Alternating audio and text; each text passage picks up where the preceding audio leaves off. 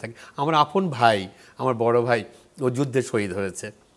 ও মর্মান্তিক ওর ইয়েটা, কথাগুলো যেগুলো বলে গেছিল। আমার মাকে বলতো, তোমার 4 ছেলে, আমার ছোটো ভাই বয়স তখন 14, হ্যাঁ, আমার 17 থেকে 18-তে পড়বো আমি। আপনাদের পরিবারের সবাই তো যুদ্ধ করেছে? হ্যাঁ, আমার পরিবারের সবাই যুদ্ধ করেছে। এমনকি আই থিঙ্ক আমার বাবা, আমার মা, আমার আমার আমার চাচা সাংবাদিক আতাউস সামাদ, উনিও যুদ্ধ করেছেন। উনি যে সমস্ত রিস্ক নিয়েছেন, যে সমস্ত জিনিস নিয়ে আমাকে দিয়েছেন, এবং I had to carry it all the way to the headquarters, হ্যাঁ, খালেদ মুশারফ সাহেবের কাছে, আমাদের সেক্টর কমান্ডারের কাছে। হ্যাঁ, তো উনি পৌঁছে দিতেন আমাকে নরসিংদীতে। হ্যাঁ, উনিও চলে আসতেন, জানতাম না যে উনি ঠিক মতন বাসায় পৌঁছবেন কিনা, কারণ 71 একটা অন্যরকম সিচুয়েশন ছিল। You are not even born, you are born lot of time after that.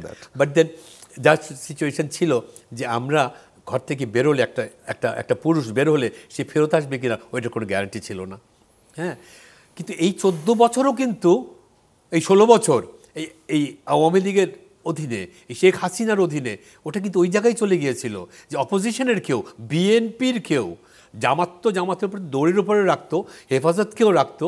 এমনকি বলতো যে বেশি বার জানি না, তোমরা বেশি বেরো না, হেফাজতকে কী করেছি দেখো নাই, অমুককে কী করেছি দেখো নাই, হ্যাঁ, সাবধানে থাকো, নাহলে একদম হেফাজত বানিয়ে দেবো। এইরকম থ্রেট এবং এরকম অস্ত্রের ইয়েতে রাখা, হ্যাঁ, আমাদের জেলের মধ্যে পর্যন্ত গিয়ে ওই পিন্টুকে, ওই আমাদের পুরান ঢাকার আমাদের বিএনপি নেতা, তাকে পর্যন্ত মারা হলো। নাসিরউদ্দিন পিন্টুর কথা বলি।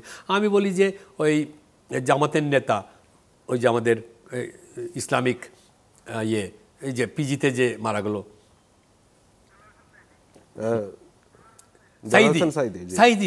সাইদি সাহেবকে দেখলাম টেলিভিশনে, দেখছি যে উনি ভালো আছেন, সোজা হয়ে বসে আছেন, পিঠ টান টান করে বসে আছেন।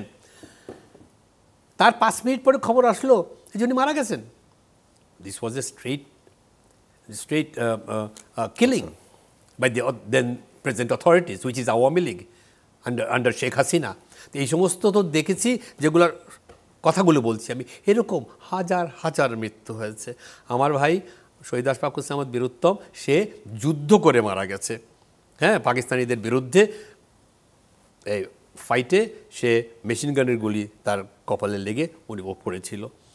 আমি সবসময় মনে করি যে বাংলাদেশের ফ্ল্যাগটা, তার উপরে যে কালো লাল যেই সার্কেলটা রক্তের, হ্যাঁ, সেই আমি মনে করি আমার ভাই সেখানে শুয়ে আছে, আর তার রক্তে সারা দেশ হচ্ছে। আমরা এইরকমভাবে স্বাধীনতা, আমার কাছে এটার এক্সপ্লেনেশন।